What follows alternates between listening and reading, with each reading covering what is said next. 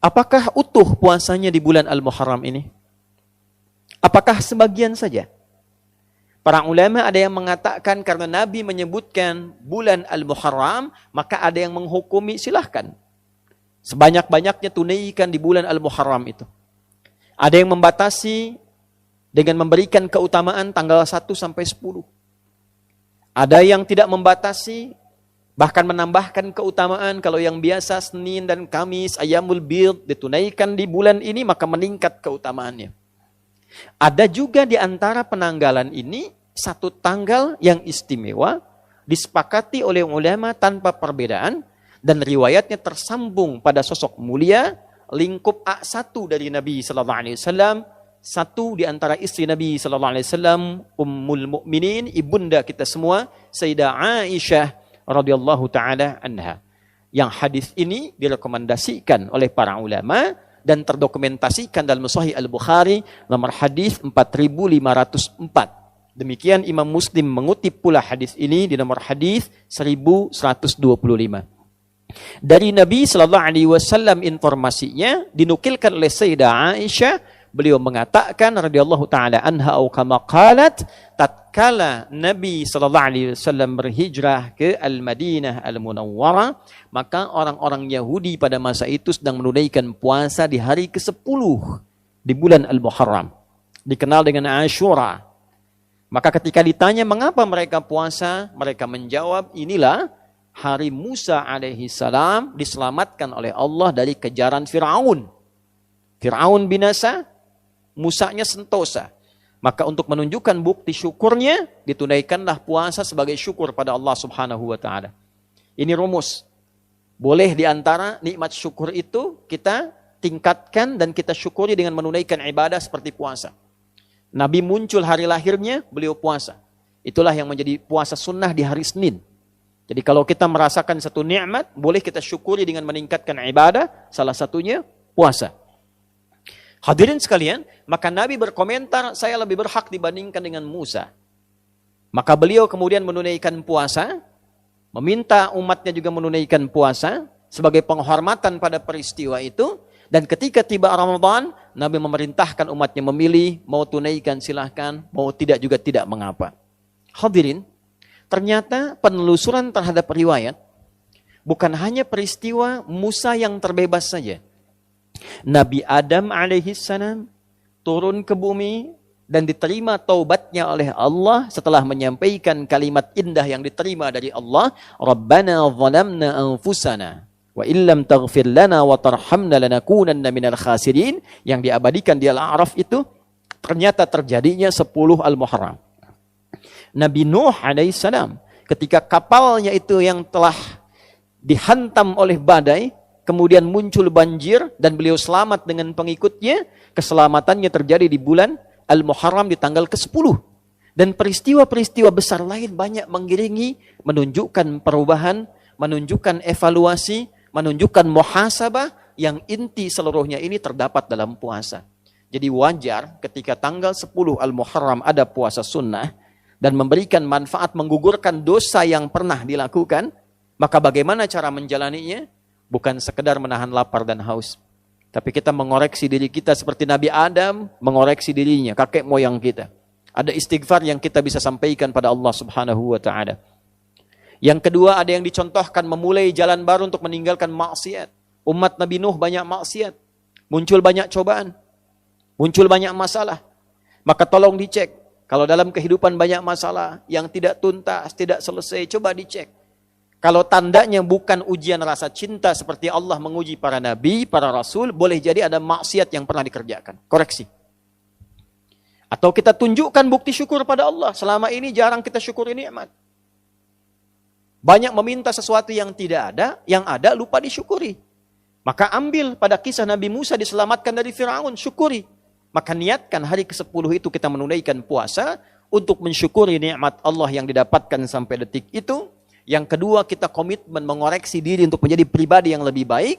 Dan yang selanjutnya, kita menatap masa depan dengan menyiapkan agenda-agenda baru yang diridhai oleh Allah subhanahu wa ta'ala. Itulah Al-Muharram Itulah awal bulan Hijriyah, bukan sekedar berganti tanggal, berganti tahun, berganti tulisan, tapi menghadirkan komitmen yang berganti dari maksiat kepada taat. Apakah semua waktu yang telah kita lalui semuanya bernilai di hadapan Allah? Yuk, riset membuktikan, walaupun ini masih simpel dan perlu diverifikasi, tapi umumnya para ilmuwan sepakat, rata-rata setengah usia manusia itu digunakan untuk tidur. Rata-rata. Yuk kita ambil standar saja, diakumulasikan jamaah rata-rata 40 tahun. Ya, jadi memberikan yang di bawah termotivasi, yang di atas 40 tidak terlalu pesimis. 40 tahun bagi 2 berarti setengahnya dipakai tidur, 20 tahun. Ini umumnya ya, tidur. Tidur siang, tidur sore, ketiduran plus tidur malam. Gini. Berarti aktivitas produktifnya berapa? Selebihnya 20 tahun. Ini yang dipakai beraktivitas. Baik, ini amalnya. Kira-kira dari 20 tahun ini yang jadi amal soleh berapa tahun? Kan ada soleh, ada salah kan? Rumusnya kan begitu. Orang menatap itu kalau bukan soleh, salah kan? Yang sudah menikah menatap istri sendiri, soleh. Istri orang, salah. Kan? Keluar dari masjid pakai sendal sendiri, soleh. Pakai sendal orang, salah. Kan? Nah, dari ujung kepala sampai ujung kaki, kira-kira berapa solehnya? Ya nggak usah terlalu pesimis lah, setengahnya lah ya. 10, ya kan? 10 tahun. Alhamdulillah. Nah, potensi amal soleh yang dilakukan misalnya 10 tahun. Saya mau tanya, dari 10 tahun ini yang ikhlas berapa tahun? Alhamdulillah, ya kan? Setengahnya. 5 tahun ikhlas. Ikhlas, Masya Allah. Dosanya berapa tahun? Kan di hadis Muslim begitu, akan menutup kan? Ya'ti yaumal qiyamati bi salatin wa siyamin wa zakatin, tapi sayang ada yang wayati qad syatama hadza wa qadhafa hadza wa daraba hadza wa safaka dama hadza, tu'khadhu hadza min hasanati wa hadza min hasanati. Paham? Tidak. Ada orang sholat, ada orang puasa, ada orang zakat, tapi kadang ada yang tak mampu menahan lisannya. Dia sholat tapi masih mencela orang. Dia puasa bikin hoax. Dia juga berzakat tapi juga suka berselisih. Ada orang pulang ngaji sudah berdebat berselisih. Ada orang kemudian melakukan perbuatan baik tapi juga ada yang menumpahkan darah. Wasafaka dama hadza. Ini kalau Nabi memberikan isyarat pasti terjadi. Puncaknya itu kata Nabi, puncaknya bahkan ada yang menumpahkan darah tapi tega menyebutkan kata-kata kemuliaan di situ dengan menyebut kalimat Allah. Allahu Akbar, tembakin. Allahu Akbar, bom. Itu hati-hati. Mesti hati-hati. Dan kalau ada doktrin demikian cepat tinggalkan, karena itu yang dari awal diwaspadai oleh Rasulullah SAW. Hati-hati. Saya pernah sampaikan di berbagai kesempatan tempat, dan kita bermohon pada Allah supaya tidak terulang lagi kapanpun. Ya. Itu dulu waktu ada bom di Jalan Tamrin itu meledak, duar gitu. Itu saya sedang di Lampung, tiba-tiba jamaah bertanya, Ustaz, apakah bom di Jalan Tamrin termasuk jihad fisabilillah? Saya bilang, Mas, maaf ya, sependek pengetahuan saya, jihad fisabilillah itu jihad di jalan Allah, bukan di Jalan Tamrin.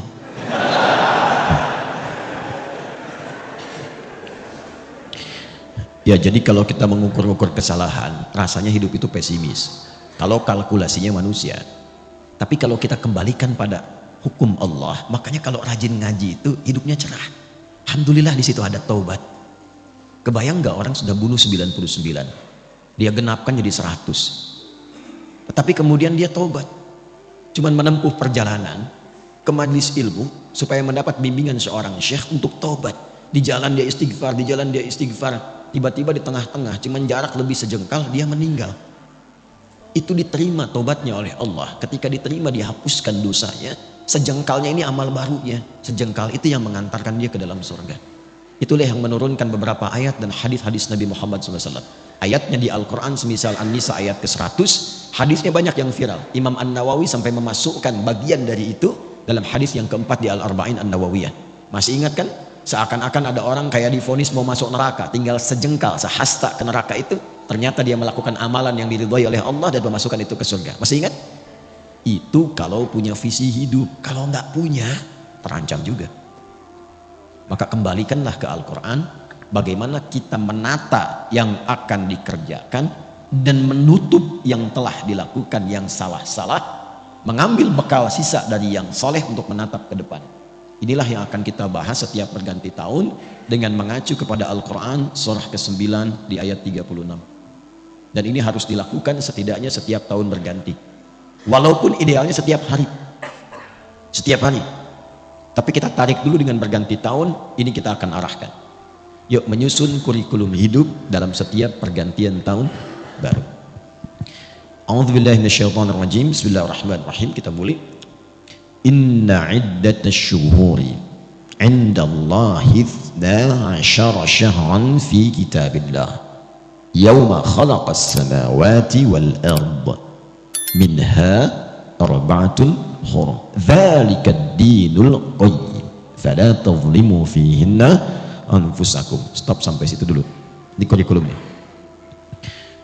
Inna harfu nasbin wa taukidin tansibul isma wa tarfa'ul khabara mabniyun 'ala al-fathi la mahalla lahu min al-i'rab.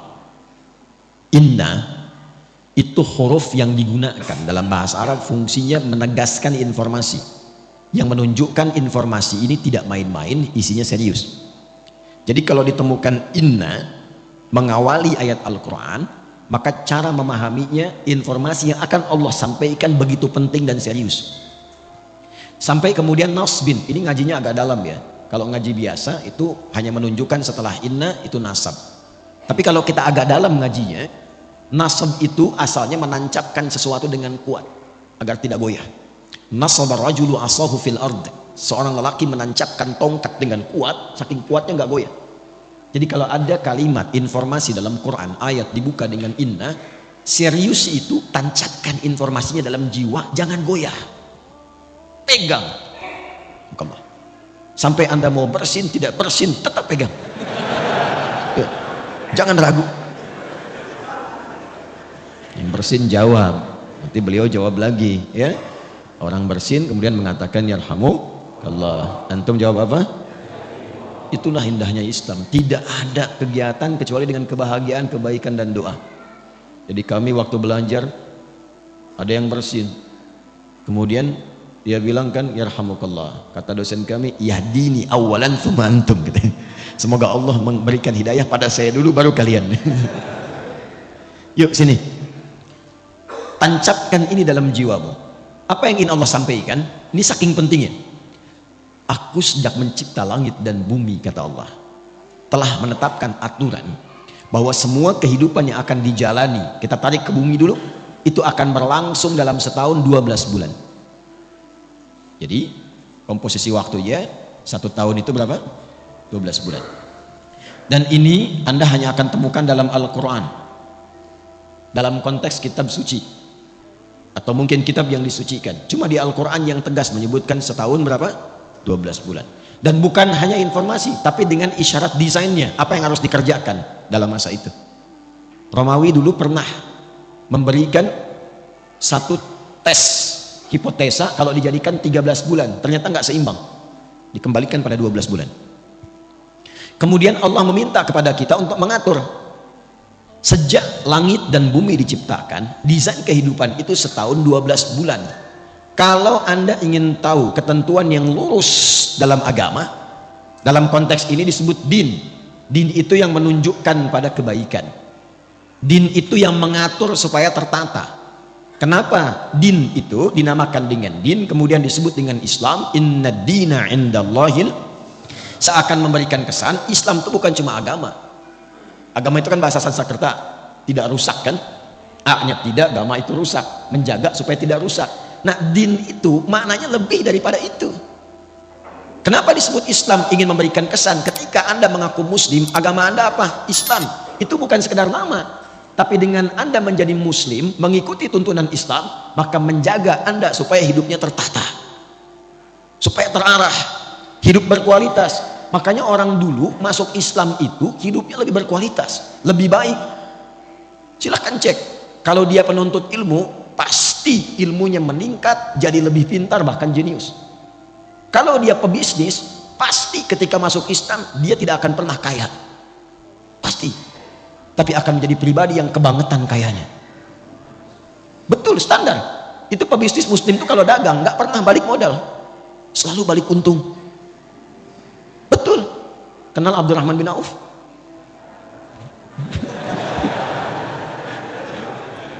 Saya nggak akan tanya kenal di mana. Saya itu riset ilmiah. Ini dipertanggungjawabkan dan disidang oleh profesor-profesor di satu kampus. Singkatnya begini, saya riset perbandingan pra-Islam dengan pasca-Islam. Abdurrahman bin Auf, singkatnya saat masuk Islam, itu dalam bisnisnya yang berkah itu, kalau dikonversi ke sekarang, aset dan semuanya, itu nilainya 72.000 triliun. Elon Musk belum ada apa-apa. Dan baru turun kemarin jadi 2.800-an. Jeff Bezos 1.800-an triliun. Itu belum ada apa-apanya baru kaya. Abdurrahman bin Auf itu kebangetan kayanya. Kebangetan. Kapaknya terbuat dari emas. Tapi masuk surga juga. Ya, daripada miskin gak jelas kan? Ya. Luar biasa. Jadi semua orang itu jadi orang hebat. Terus yang tadinya itu angkuh jadi orang yang tegas. Yang sombong jadi tawadu. Semua berubah. Itulah muslim. Jadi kalau hari ini ada yang mengaku orang Islam, kok bisa kata-katanya menjadi kotor, kakinya melangkah pada yang tidak baik, masa depan tidak tertata, nggak tahu kegiatan apa yang mau dikerjakan, berarti ada yang belum sempurna dalam keislamannya. Nah ini yang menjadikan kita diminta oleh Al-Quran, coba tata supaya lurus. Dzalika dinul qayyim. Qayyim itu kan lurus, tegak, berkualitas, benar. Sifatnya disebut dengan qiyam. Orangnya qaim, yakum. Setiap mau sholat kita akan ada iqamah kan, aqama yuqimu, supaya sholatnya benar, lurus, tertata, safnya lurus. Itulah muslim. Itulah muslim.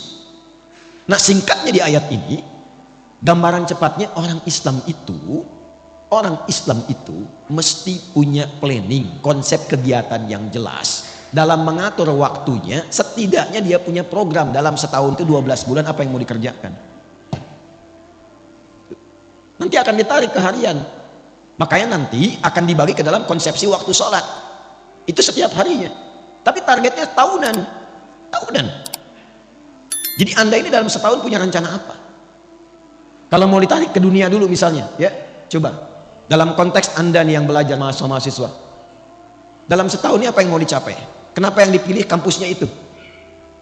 Mau jadi apa ke depannya? Petakan, turunkan, dibagi ke dalam 3 bagian minimal. Makanya minha arbaatun hurum, 12 dibagi 4 berapa? 3. Jatuhnya per trimester, 3 bulan bagi 4 bagian, dievaluasi. Sudah tercapai belum? Tercapai belum? Apa yang harus dilengkapi? Apa yang harus dikurangkan? Target IPK berapa? Itu turunkan. Bisnis demikian, dalam setahun evaluasinya bagaimana? Itu standarnya, itu paling rendah, paling standar. Nah semakin tinggi lagi imannya, maka dia melampaui batas-batas dunia. Itu targetnya langsung akhirat. Targetnya langsung apa? Akhirat. Di cara menyusunnya begini, mohon izin saya tidak bermaksud mengajari, hanya menuangkan apa yang Al-Quran berikan petunjuk kepada kita. Jadi kalau seorang muslim itu semakin tinggi imannya, semakin kuat imannya, semakin banyak amal solehnya, itu orientasi hidupnya, dia memasang target akhirat dulu, baru tarik ke dunianya. Itu ada di Quran surah 59 ayat 18. Ya ayyuhalladzina amanu taqullaha wal tanzur nafsum ma qaddamat lighad. Ghad di situ akhirat. Ghad di situ maksudnya akhirat. Ya, saya terangkan dengan ilmu nahwu dulu supaya cepat ya. Ya itu huruf panggilan, disebutkan setidaknya 361 kali dalam Al-Quran. Itu memanggil yang mendekat, yang menengah dan jauh. Semua jarak, semua aspek. Jadi kalau anda pergi ke Mekah, umrah atau haji, yang belum mudah-mudahan disegerakan, ya, insya Allah. Dan tidak cukup dengan amin, nabung. Ya. Anda ada kesulitan, pengen dimintai bantuan, bilang aja, ya, nengok semua tuh. Yang dekat, yang menengah, yang jauh. Ayyuha disebutkan 150 kali dalam Al-Quran. Ayyunya munada untuk menguatkan informasi, haknya mengingatkan tanbih. Kemudian alladzina disebutkan 1080 kali dalam Al-Quran, itu untuk memanggil semua tanpa kecuali, tanpa sekat. Mau laki-laki, perempuan, tua, muda, besar, kecil, melintasi status. Jadi Allah menginginkan semua hambanya tanpa kecuali, yang punya jabatan, yang belum punya jabatan, yang disebut kaya, yang disebut cukup, yang disebut ustadz atau jamaah, Allah nggak bedakan. Sepanjang engkau beriman, kata Allah, mesti punya visi hidup. Dan sepanjang engkau beriman, mesti ingat akhirat tempat pulang. Karena setiap kita pasti akan pulang. Setiap kita pulang. Gak ada yang gak pulang. Karena hidup kita itu bukan di sini itu tugas. Pulangnya ke sini. Walal akhiratu khairul laka minal ula. Nanti ke sini. Ini bukan tempat kita di sini. Sadari itu, kita tuh sedang bertugas. Fil ardi itu membawa misi, pulangnya akhirat. Makanya disebut di Quran dengan mayyit. Quran surah 39 ayat 30. Innaka mayyitun. Mayyit itu kalau pakai tasydid itu yang akan meninggal. Ya, yang akan wafat. Wafat itu gerbangnya, artinya menjalani masuk gerbang itu untuk masuk ke tempat yang baru, itu yang abadi. Sedikit-sedikit lompatnya. Ini ada mayit begini. Ada mayit, itu beda. Kalau mayit pakai tasydid itu masih hidup, tapi akan meninggal. Jelas? Yang akan meninggal. Apa yang menyebabkan dia kemudian meninggal? Ajal tiba. Quran surah 7 ayat 34. Walikulli ummatin ajal. Ketika ajal tiba, apa yang menjadikan kemudian dia wafat? Maut yang datang. Ini semua yang terkorelasi. Ketika datang maut, dia mengambil tasdidnya nih. Ini bukan ilmu takatik ya. Ini seakan ini rohnya ini diambil, maut. Siapa yang ditugaskan? Malakul maut. Quran surah 32 ayat 11. Qul yatawaffakum malakul mautil ladzi wukila bikum. Maut ketika ini diambil jadi sukun. Nah kalau sudah mayitun, meninggal. Kenapa pakai sukun? Sukun itu dari kata sakinah. Sakinah itu tenang. Usahakan kalau meninggal itu usahakan yang tenang, yang nyaman, yang husnul khatimah. Ya ayyatuhan nafsul mutmainnah, hei jiwa-jiwa yang tenang. Ya makanya dulu orang Jepang saja waktu bikin film kartun itu dan ditulis dalam tadinya komik ya, Susuke Watanabe itu 96 pernah membuat komik namanya Dragon Ball itu, yang kemudian difilmkan.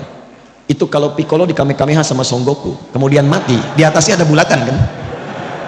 Pernah inget gak? Saya nggak suka film, nggak suka nonton, cuman saya suka riset kenapa begini, kenapa begitu. Bayangkan orang belum beriman saja sudah sadar kalau mati itu ada bulatan di atasnya tuh, sukun.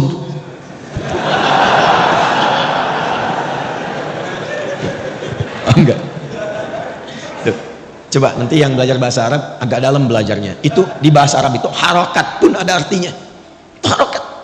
Kenapa sukun, kenapa fathah, kenapa dhammah, kenapa kasrah? Itu ada artinya. Jadi kalau panjang waktunya bisa saya bahas. Tapi karena terbatas kita fokus. Kita sampai jam berapa? Ya, insyaallah tidak ada masalah. Anda silahkan sampai zuhur. Saya 6:04 saya pamit.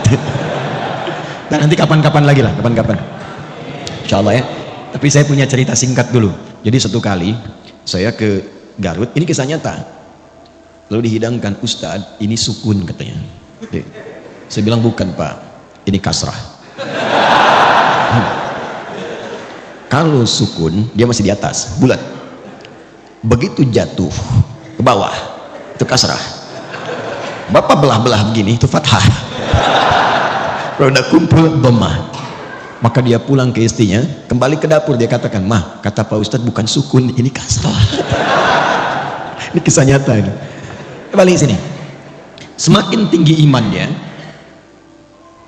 dan dia sadar, ya ayyuhalladzina, pakai alladzina, kita ini akan wafat. Dipanggil oleh Allah imannya. Dipanggil, harus punya visi. Baik engkau yang merasa imannya itu, maaf, lemah sehingga jauh dari Allah. Ya, kan orang lemah itu kalau lemah iman rasanya malu kalau mau ibadah, seakan jauh ya kan, mau ngaji malu, mau ke masjid malu gitu ya. Ada yang standar menengah, standar. Ada yang kuat, saking kuatnya Masya Allah cepat. Ilustrasi gampangnya itu waktu sholat. Kalau ingin kita mengukur tingkat kekuatan iman, gampang, cek dalam sholat. Itu standar Quran. Quran surah ke-8 ayat kedua, innamal mu'minuna alladzina idza dzukirallahu wajilat qulubuhum. Sungguh insan beriman itu bisa dicek standarnya. Kalau disebutkan nama Allah ada getaran dalam jiwanya. Konfirmasi iman. Nah, Allah menyebutkan namanya itu lewat muadzin dalam adzan, dipanggil. Adzan itu adzan dari kata udhun, telinga. Kenapa disebut adzan? Karena lafaz ini satu-satunya yang akan sampai ke telinga 24 jam berputar.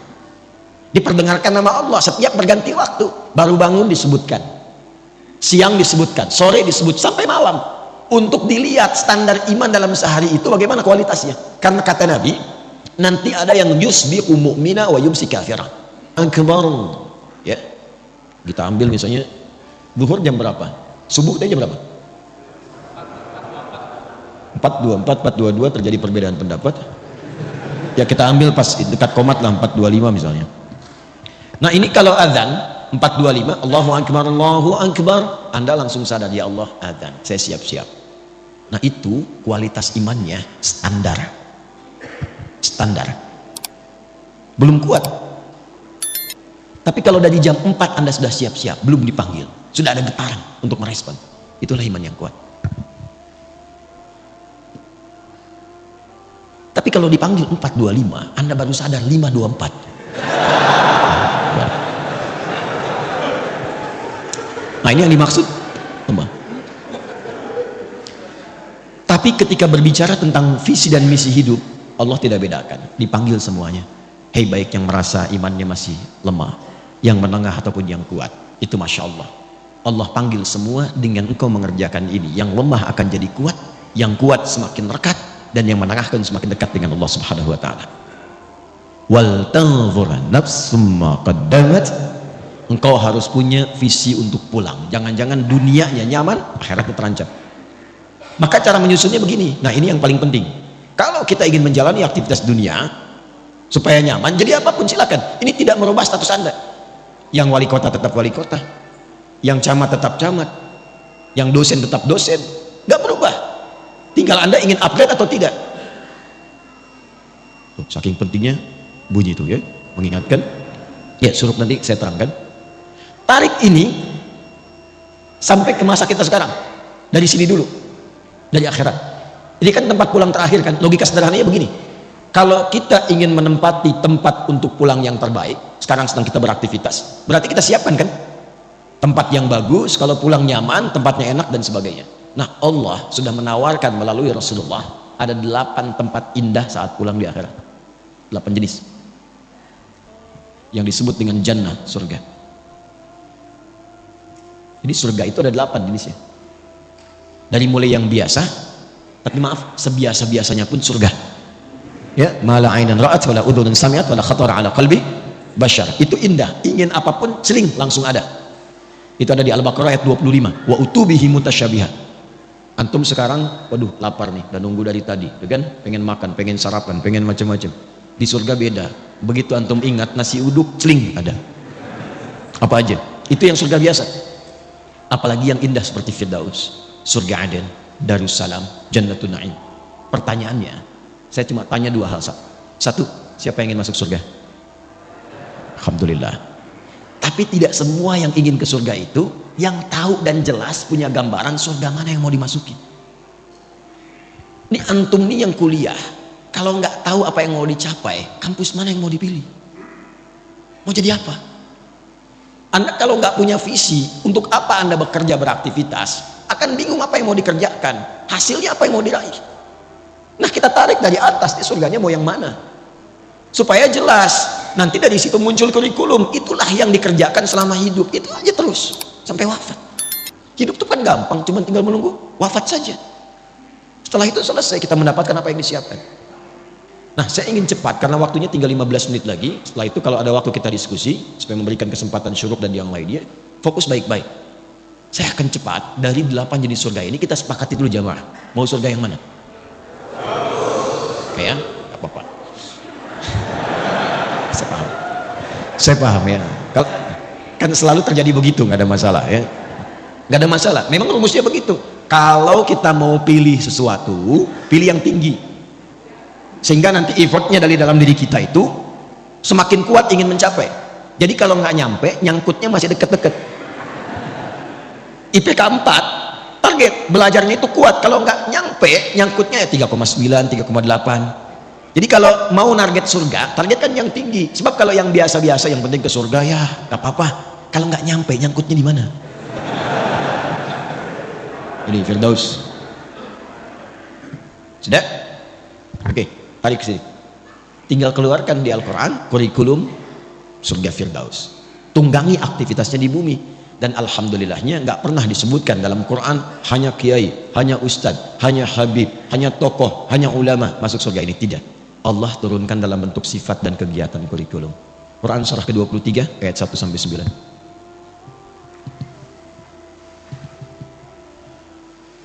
Qad aflahal mu'minun alladzina hum fi salatihim, terus sampai Anda dapatkan, perhatikan, ulaika humul warithun alladzina yarithuna al-firdausa hum fiha, dan itu pakai alladzina, semua berpeluang masuk ke surga situ.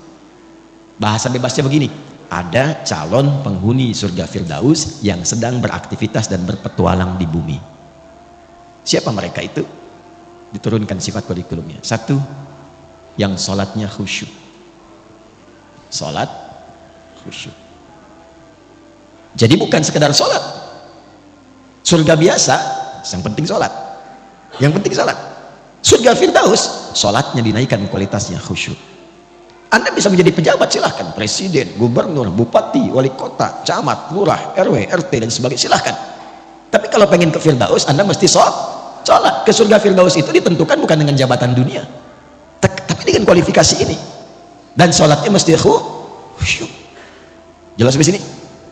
Kemudian walladzina hum 'anil lagwi mu'ridun, menata diri supaya bermanfaat. Yang tidak penting tidak dilakukan. Bicara yang penting, yang nggak penting diam. Lihat yang penting-penting, yang nggak penting nggak harus dilihat. Dengar yang penting-penting, yang tidak penting tidak harus didengar. Sampai ke ujung kaki.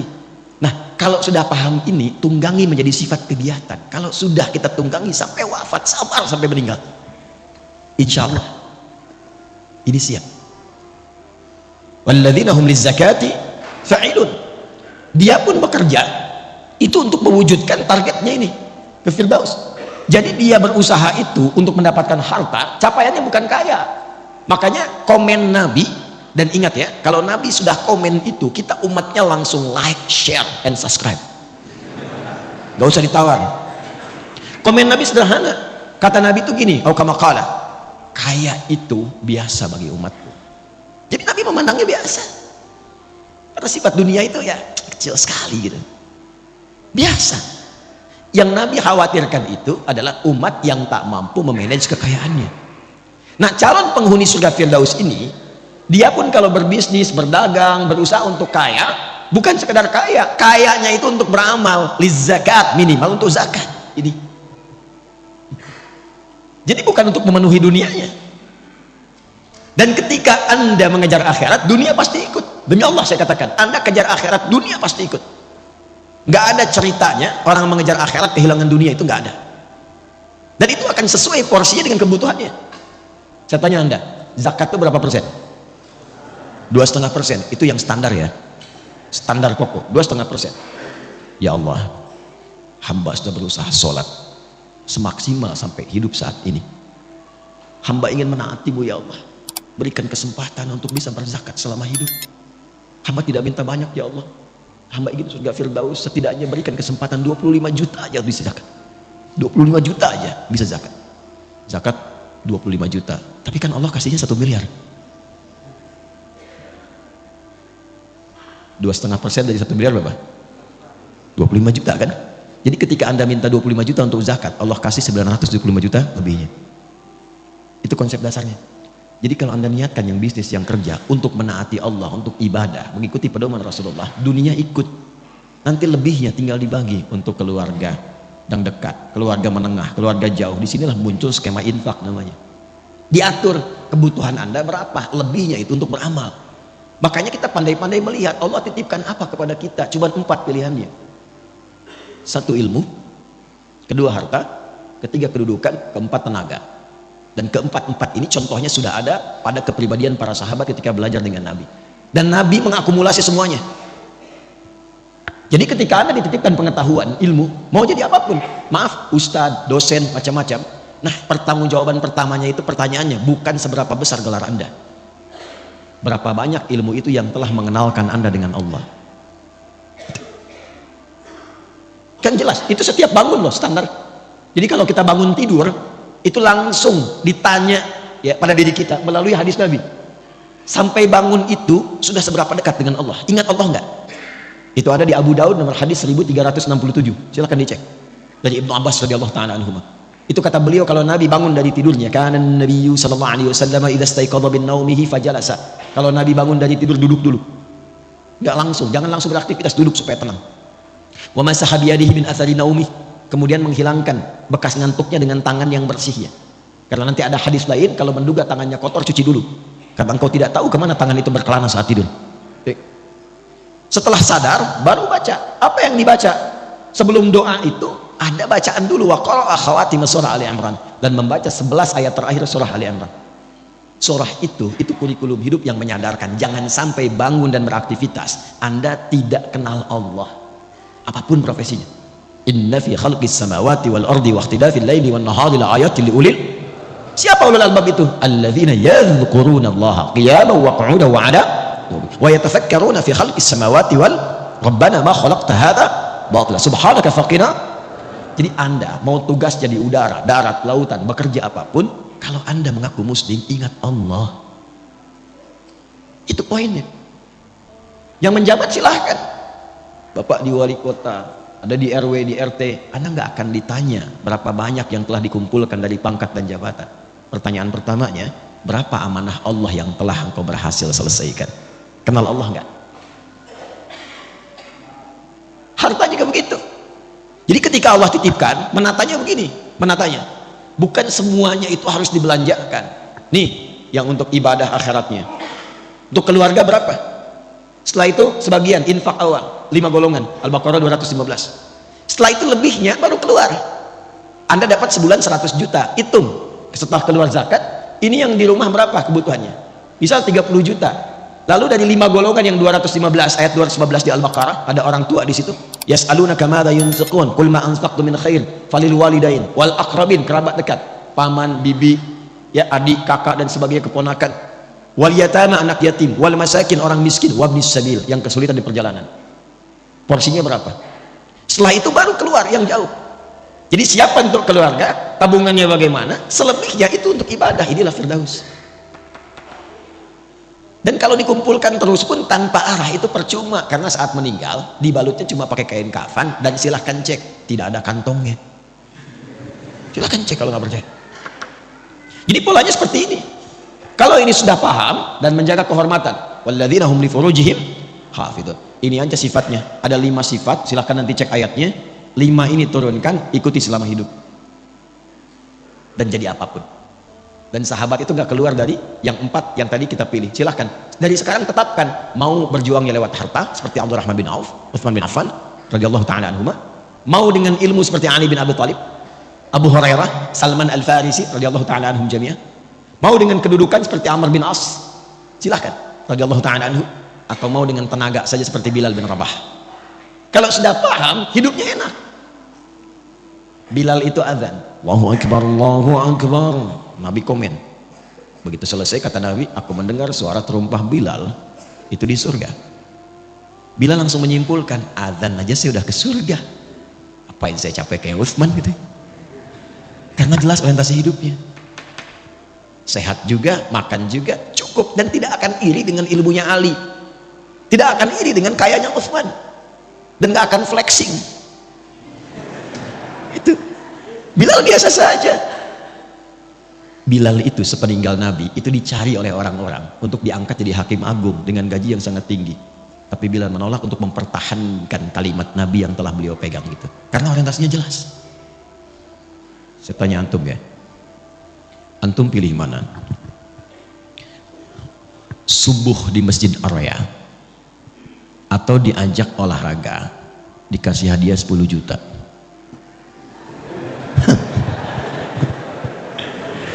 Subuh di Masjid Ar-Raya atau olahraga dikasih hadiah 10 juta? Maaf, pilihan cuma 2, nggak ada yang ketiga. Itu memang nggak mudah. Tapi kalau kita paham orientasi hidup, bukankah 2 rakaat sunnahnya saja sudah lebih daripada dunia dan seisinya? Itu kalau punya orientasi. Kalau nggak jelas, nggak punya pedoman, susah memilihnya. Itu yang menyebabkan ada orang cuma menjadi penjaga toko kok bisa meninggalkan Jumat, bisa nggak sholat. Apa yang mau dicari? Dan meninggal juga. Itu yang menyebabkan kita mesti jelas orientasi. Nah, oleh karena itu, orang Islam itu kalau disebut muslim, dia dari bangun tidur, baru bangun tidur itu, dia sudah punya rencana. Nih, saya petakan dengan cepat ya. Kita bangun tidur baca doanya bagaimana? Alhamdulillahilladzi ahyana ba'dama amatana wa ilaihin. Baik, hadisnya riwayat Mu'adz bin Jabal dan Jundub bin Junadah. Di Al-Bukhari kita temukan. Fokus. Tapi tidak semua yang baca itu paham maksudnya. Alhamdulillahilladzi ahyana. Ya Allah, terima kasih. Segenap ucapan syukur hamba ucapkan syukur kepadamu yang telah memberi kesempatan hidup sampai detik ini. Dan diberikan kesempatan hidup ba'dama amatana. Setelah tadi diwafatkan sementara. Tapi kalau bahasa bebasnya begini, kalau kita ngaji tahu isinya, itu bahasanya begini, ya Allah, bila pun ajal hamba tiba saat tidur tadi, bisa engkau langsung wafatkan. Tapi engkau memberikan kesempatan hamba hidup kembali sampai ajal tiba. Wa ilaihin nusyur. Maka hamba berjanji tidak akan menyia-nyiakan kesempatan hidup sekarang. Hamba akan cari bekal untuk pulang menghadap kepadamu. Itu kalimatnya. Karena itulah ketika bangun dipanggillah oleh Allah. Dalam sholat pertama kita menghadap. Kenapa menghadap? Kita minta bimbingan taufik dari Allah supaya nggak salah langkah. Maka disebutlah kemudian sholatnya dengan subuh. Sifatnya disebut dengan fajar. Apa itu subuh? Dari kata asbah. Asbah itu sesuatu yang siap dengan rencana. Wasubhi idza tanaffas. Quran surah At-Takwir ayat ke-18. Wasubhi idza tanaffas. Dan demi waktu subuh kalau sudah tiba, kita mesti punya rencana yang jelas berdasarkan nafas yang kita lalui. Makanya matahari pun mulai memancar, tumbuhan mengeluarkan oksigen, semua manfaat. Orang Arab kalau ditanya kaifa asbahtum, maksudnya apa kabar anda hari ini dan punya rencana apa. Jadi jangan sampai ada orang Islam bangun dari tidur, dia nggak jelas jam 7 apa yang mau dia lakukan, jam 8 apa yang mau dia kerjakan, jam 9 akan ada di mana, zuhur anda mau sholat di mana, berapa ayat yang sekarang akan dibaca hari ini, berapa infak yang mau dikeluarkan hari ini. Katanya pengen firdaus, baca Quran aja nggak sempat. Apa yang mau disiapkan? Nah, itu yang mesti dilakukan. Sehingga sholat yang kedua disebut dengan zuhur. Zuhur itu izhar, terang, jelas. Udah jelas belum hasilnya dari subuh sampai siang ini dengan rencana tadi? Kalau belum jelas, hati-hati, nanti rugi. Muncul waktu asar. Asar kan identik dengan kerugian. Wal asr, innal insana lafi khusr. Kalau nggak disiapkan dengan rencana amal soleh, nggak sabar menjalaninya, bisa rugi. Karena tahu-tahu maghrib aja. Dan isya. Ada isya, ada asya. Asya itu sibuk beraktivitas. Kalau jatuh jadi kasrah, selesai aktivitas dan selesai tertidur. Kita tidak tahu apakah malam itu yang mengantarkan kita pada gerbang kehidupan akhirat. Nah, ini setiap hari itu tertata. Nanti dari situ dibuat kepakanan. Makanya tawaf 7 kali. Ini bukan utak-atik, ini nyambung semua nasabnya dan terkorelasi. Setelah itu bulanan. Makanya kita itu ada bimbingan harian, bimbingan pekanan dalam Jumat, bimbingan dalam bulanan, sampai tahunan, puncaknya haji, bertemu semua untuk saling mengenal. Nanti setiap ganti tahun itu kita evaluasi. Apa selama ini yang menghambat kita kurang dekat dengan Allah? Mau sholat itu susah, mau baca Quran sulit, mau infak keluar, harta udah dikasih banyak, ke infak juga. Sederhana. Mungkin ada yang haram yang masuk dalam tubuh kita. Ada yang haram yang masuk dalam tubuh seseorang. Ya. Atau ada perilaku maksiat yang harus ditinggalkan. Itulah yang menjadikan seorang muslim mesti meninggalkan itu. Meninggalkan sesuatu yang dilarang kepada yang baik disebut dengan hijrah namanya. Jadi hijrah itu bukan masuk kelompok tertentu, ormas tertentu, keadaan tertentu, bukan. Meninggalkan segala yang dilarang menuju segala yang baik. Kalau anda ingin ikut, tambahkan ya. Mengikuti sifatnya, tambahkan tak. Maka jadilah hijriyah. Hijriyah itu bukan sekedar nama untuk tahun, bukan. Maksudnya kita diingatkan setiap datang dan mengenal tahun hijriyah. Maksudnya sudahkah kita tinggalkan yang kurang baik menjadi lebih baik? Itu poinnya. Ish ma syi'ta fa innaka mayyit. Kalau masih belum paham, itu langsung silakan hidup, nikmati, bebas, terserah kamu, tapi ingat, kamu akan wafat. Hari pertama, bulan pertama di kalender Hijriah ini diberi nama apa namanya? Bulan apa? Bukan.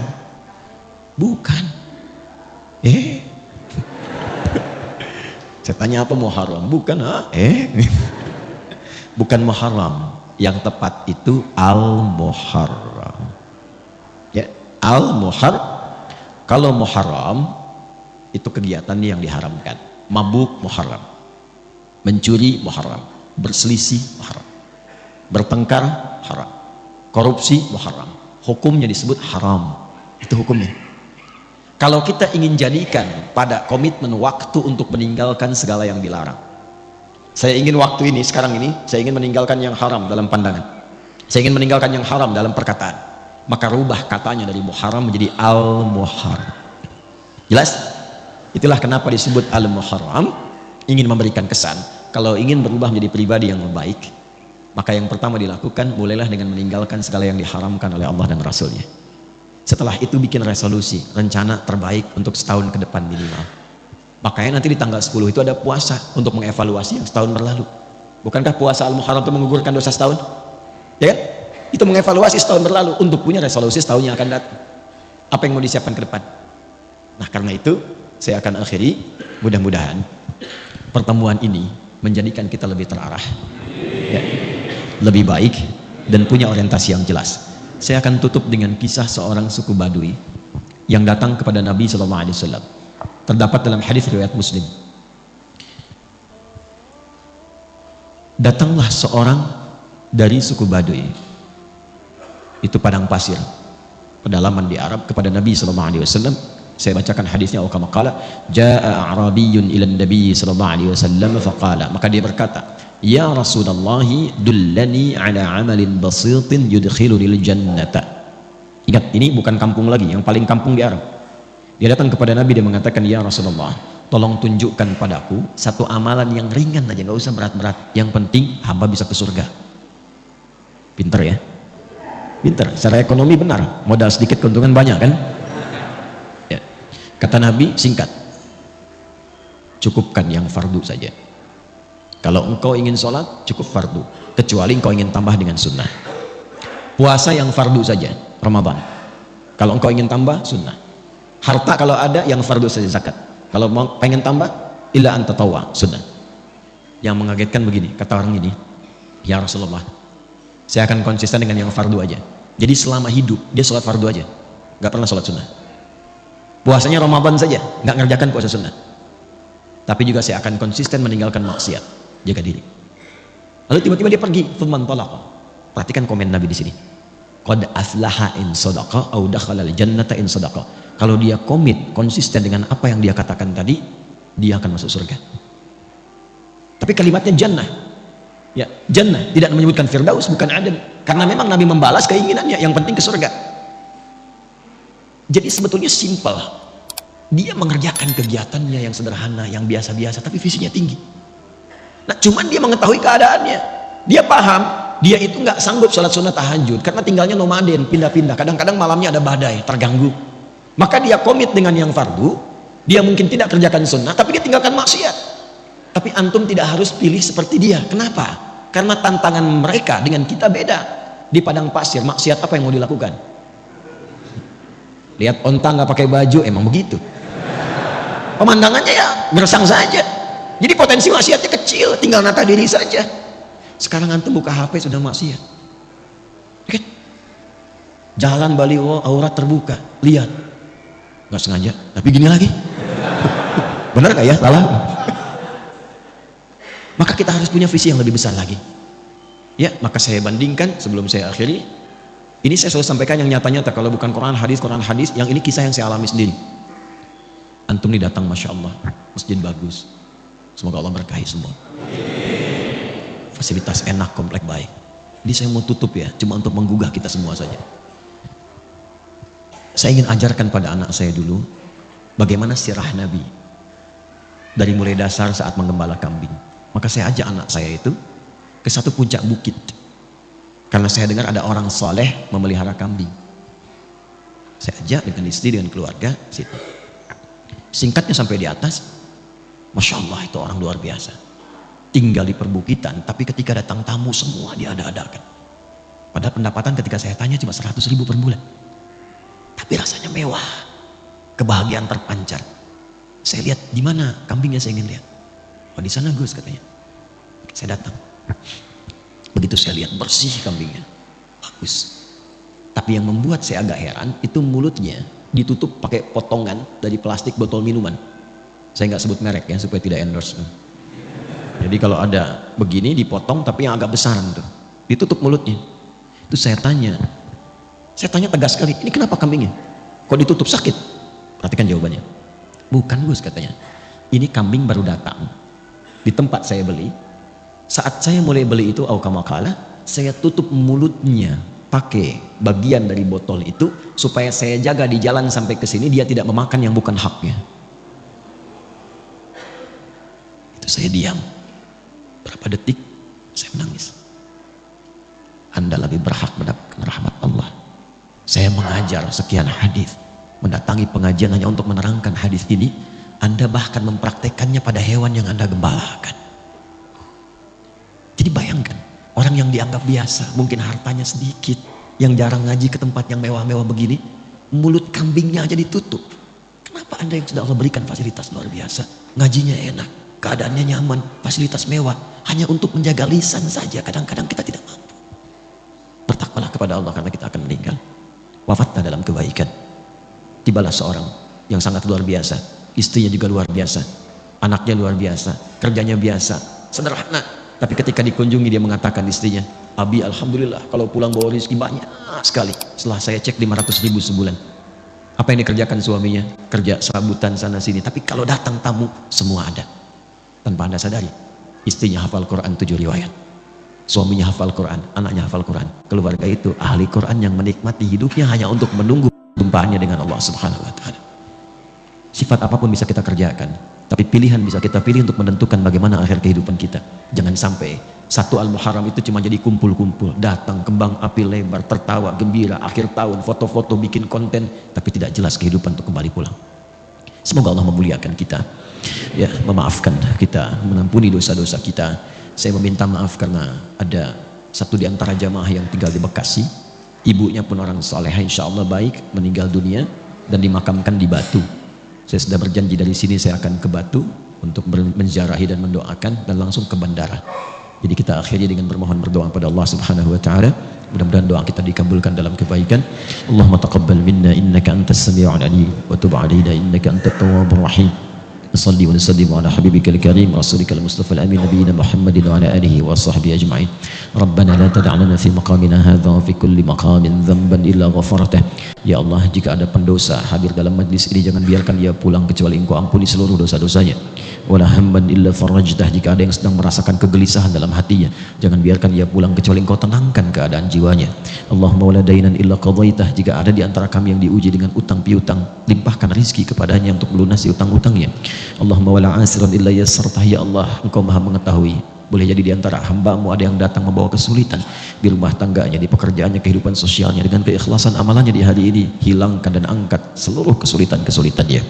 Allahumma hafadh ya Allah biladana Indonesia waj'alna baldatan thayyibatan tardaha. Ya Allah, mohon jaga negeri kami Indonesia, anugerahkan kemakmuran, kesejahteraan yang Engkau ridhai dan jauhkan dari keburukan yang tidak Engkau ridhai. Allahumma hafadh hadhil baldah ya Allah, Malang ya arhamar rahimin, hifdzan mubaraka. Ya Allah, mohon jaga kota ini, kota Malang, dengan keberkahan, dengan kebaikan. Barik ya Allah subhanahu. Ya Allah, berkahi penduduknya, satukan mereka dalam kebaikan, jauhkan dari perpecahan. Allahumma hdi ya Allah zumala'ana aqriba'ana jiwarana ya Allah ghairil muslimin yahtadu ilal Islam. Ya Allah, kami menyayangi tetangga kami, kerabat kami, teman kami. Jika di antara mereka ada yang belum mendapatkan hidayah, tanamkan hidayah kepada mereka untuk berislam. Ya Allah, Allah maltaf ya Allah qulubal 'asri yatubu ilaika taubatan nasuha. Ya Allah, berikan hidayah, lembutkan hati orang para pelaku maksiat untuk bertobat sebelum mereka wafat kembali kepadamu. Allahumma hfadz ulama'ana waj'alhum mukhlashina lakad-din. Ya Allah, mohon jaga para ulama kami, ikhlaskan dakwah mereka, satukan hati mereka, jauhkan mereka dari perpecahan. Ya Allah, berikan kemampuan untuk mengajar dengan baik, mengacu pada Al-Quran dan Sunnah Rasulullah sallallahu alaihi wasallam. Allahumma rabbana atina fid dunya hasanah wa fil akhirati hasanah wa qina adzabannar. Itulah kemuliaan waktu fajar. Jadi Allah sendiri yang menyampaikan, bukan cuma sholat yang penting, semua bacaannya itu langsung didengar, langsung direspon, langsung dipersaksikan. Karena itu ada anjuran bahkan dari Al-Quran, dan ini dikerjakan oleh semua sahabat. Saking pentingnya sholat subuh itu, waktu fajar itu, bahkan mereka bangun dan menunggu. Bismillahirrahmanirrahim. Aqimis salata liduluki syamsi ila ghasaqil laili wa qur'anal fajr inna qur'anal fajri kana alladhina yu'minuna bil ghaibi wa yuqimunas salat. Al-Baqarah ayat ke-43. Wa aqimus shalah wa atuz zakah. Selalu menggunakan aqama, yuqimu, yuqimuna, aqimi, dan seterusnya. Termasuk di Quran surah ke-17 Al-Isra ayat 78. Aqimis salata. Menggunakan kata aqim. Apa itu aqim? Aqama, yuqimu, yuqimuna, alladzina yu'minuna bil ghaibi wa yuqimunas shalah. Ada alif lamnya. Wa aqimus shalah wa atuz zakah. Wasta'inu bis sabri was shalah. Ada alif lamnya. Wasallam. Maka ia salat di samping Nabi sallallahu alaihi wasallam, wan nabiyyu fi nahiyat ila shalah. Kembali muncul kalimat tadi, aqama yuqimu. Kata Nabi, jika engkau salatnya ingin sempurna, fa aqimis salata tarafayn nahar wa zulafan minal lail. Innal hasanati yudhibna ya ayyatuhan nafsul mutmainnah. Hei jiwa-jiwa yang tenang, irji'i ila rabbiki radiyatan mardiyah. Cepat pulang, aku sudah ridha dengan amalmu, engkau pun akan ridha dengan pemberianku. Fadkhuli fi rabbi binili indaka baitan fil jannah wa najjini min fir'auna wa amman yaqulu rabbana atina fid dunya hasanah wa fil akhirati hasanah wa qina khudh bi yaminika ma yalik. Ambil dengan tangan kananmu, thumma sammillah aw iqra bismillah. Karena kalau ingat ya, fa idza qadaytumus innani anallahu la ilaha illa ana fa'budni wa kullu amrin dhi balin la yubda'u fihi bi bismillahirrahmanirrahim fahuwa abtar. 23. Wa qadimna ila ma 'amilu min 'amalin faj'alnahu haba'an mansura.